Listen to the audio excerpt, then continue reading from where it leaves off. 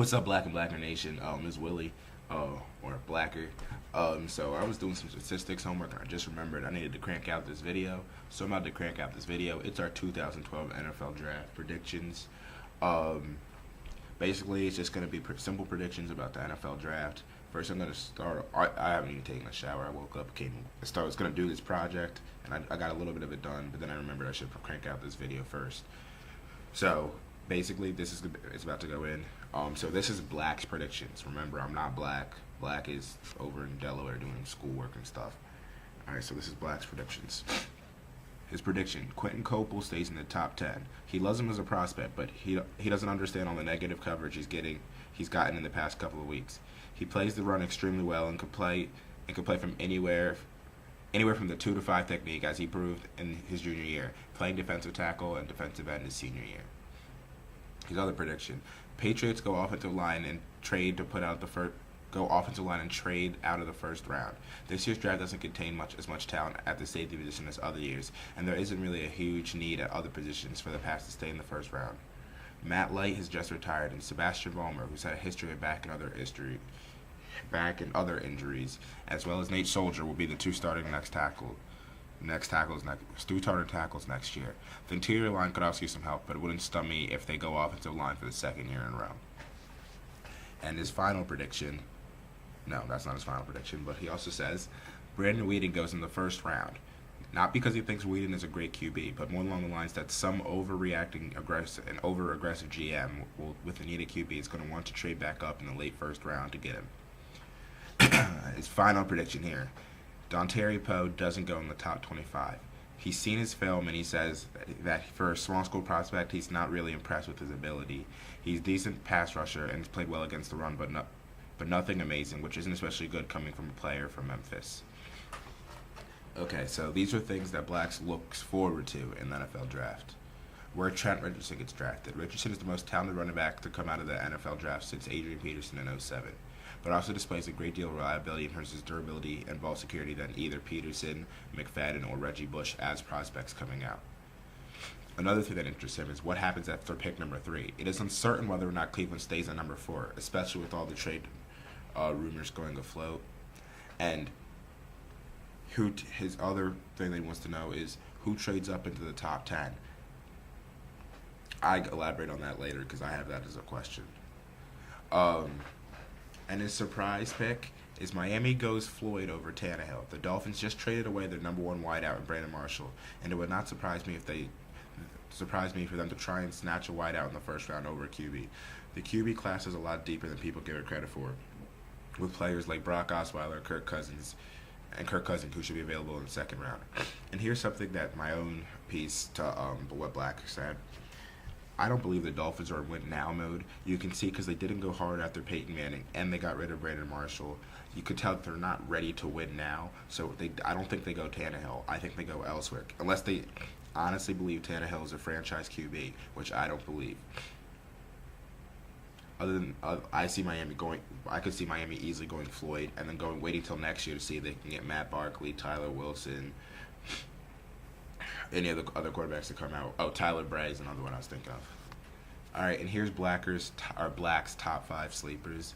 Black's top 5 sleepers are Josh Norman, cornerback, Coastal Carolina; Joe Adams, wide receiver, Arkansas; Brock Osweiler, QB, Arizona State; Chris Polk, running back, Washington; and Jake Beckett, defensive end / outside linebacker from Arkansas. So those are all Black's predictions. Now we're going on to my predictions. My predictions: Quentin Copels takes a tumble. I'm opposite of Black in this sense. I think Quentin Copels takes a tumble, possibly down to Chicago,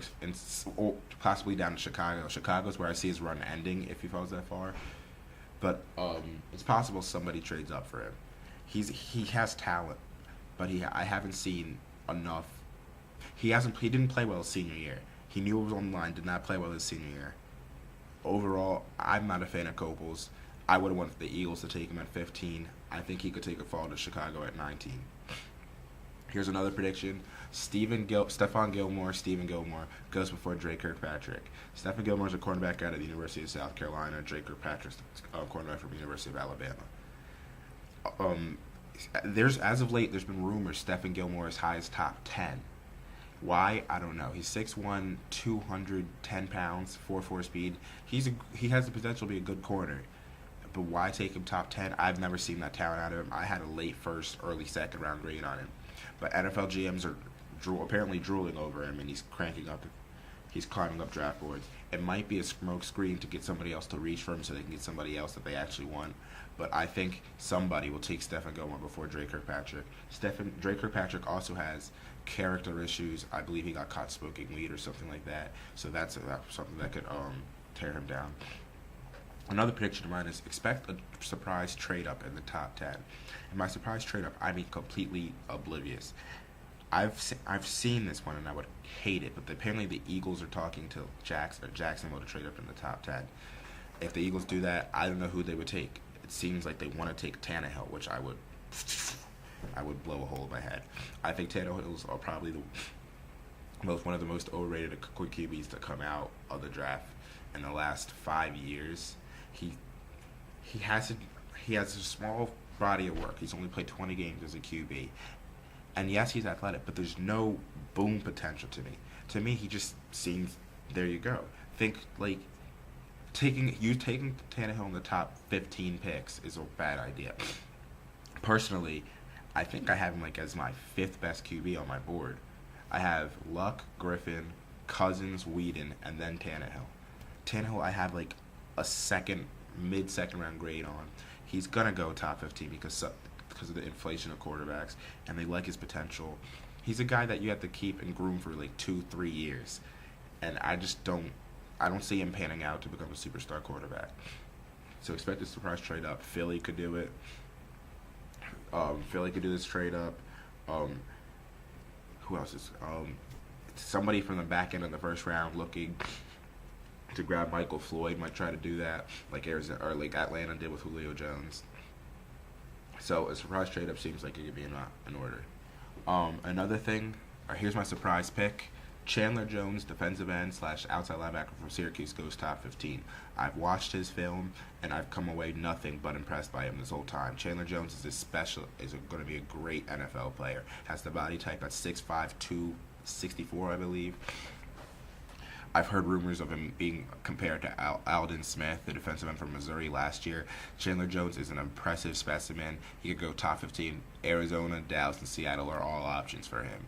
Or perhaps Jacksonville surprises and takes him at 7. That's a little bit of a reach. I doubt that. But you never know. Jacksonville's made some very odd picks, a la Tyson Alualu in true 2009 draft. Okay, and here are my top 5 sleepers. They're really simple. My top sleepers: Kirk Cousins, quarterback from Michigan State. I don't understand what people have against him. He's a cerebral quarterback, can make all the throws. He does get rattled under pressure a little bit, but most quarterbacks have an issue with pressure. He's a leader and he has great IQ. My second sleeper is Doug Martin, the running back from Boise State. Doug Martin has amazing balance, some of the best balance I've ever seen. He doesn't have breakaway speed, but he has good enough speed to where he won't get caught from behind from your average linebacker from most corners. Doug Martin should be a first-round draft pick in my eyes. He probably will be a second, but he could end up being the second best back from this class behind Trent Richardson. My third sleeper is Danny Trevathan, linebacker from Kentucky. This is a guy who's gone really unnoticed, but doesn't miss tackles and is really fast. Could easily be a will in the NFL. Definitely a special teamer. He's a great wrap-up tackler. He plays the game he's supposed to play. Has a great motor. Danny Trevathan, I've seen him mocked in the 6th. If I'm a GM, I would take him in the 4th round. That's how much I like Danny Trevathan. My 4th one is Ron Brooks, cornerback from LSU. He's a little bit undersized, but he can easily be a slot cornerback in the NFL and definitely a special teams gunner. Ron Brooks is not afraid to mix it up, loves contact. I've seen some of his film. He's not afraid to mix it up and tackle. I like Ron Brooks. I would take Ron Brooks in the 4th round. He could be a 5th, 6th round pick. And my final sleeper is Ryan Miller, offensive guard from Colorado. The man is 6'8". I don't have the weight in my head, but he's 6'8". He's a developmental guy without a doubt, but could easily develop him to play right or left tackle in the NFL. Ryan Miller's a guy you want to watch out for, guys. Thank you guys. So that's all we really have. I've got to get back to this project and actually start working on it some more. This is Black and Blacker. We hope you guys watch us more. Follow us on Facebook, on Twitter. We're trying to subscribe to us on YouTube. We're trying to branch out and actually get people to notice us. I would love to actually have fans, but whatever is whatever. Thank you guys, and we hope to see you guys soon. Thanks. Black and Blacker, we out.